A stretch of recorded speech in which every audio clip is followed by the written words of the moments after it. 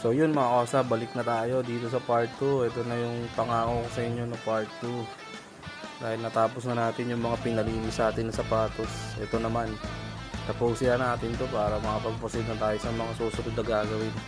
And kung nakita nyo dyan, matatapos ko na yung yung block ng 8 ball. Ayan, yung mga may hirap na part na lang yung nilalagyan natin dyan.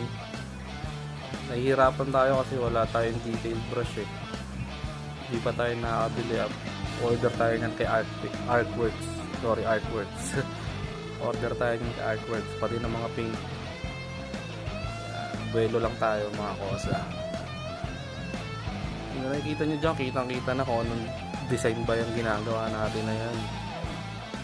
Iba natin yung atake ng 8 balls natin dito kasi kalimitan ng ginagawa nila is flames. So ayaw muna maisa